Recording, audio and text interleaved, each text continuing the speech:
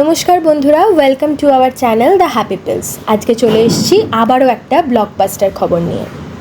অবশেষে বড় ঘোষণা এসে গেল।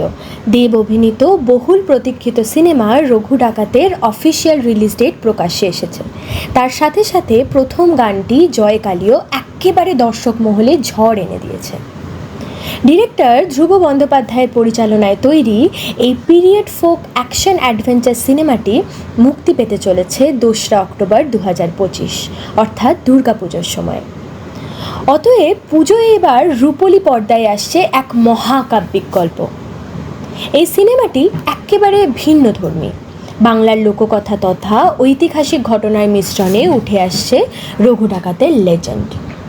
একসময় সাধারণ মানুষ কিভাবে হয়ে উঠেছিল বাংলার লোকনায়ক, সেই অ্যাডভেঞ্চার ভরপুর কাহিনী ফুটে উঠবে এই ছবিতে।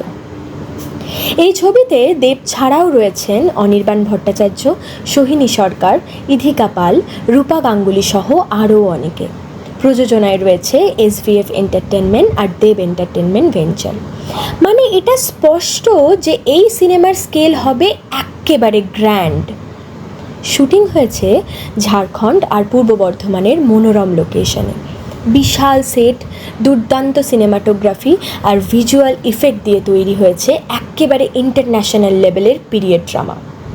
তবে কি বলুন তো, মজার ব্যাপার হলো 2025-এর পুজোয় শুধু রঘু ডাকাত নয়, একসাথে মুক্তি পাচ্ছে রক্তবীজ 2 আর দেবী চৌধুরানী। ফলে এবারের পুজোয় বক্স অফিসে হতে চলেছে টান টান উত্তেজনা আর টাইটানদের লড়াই।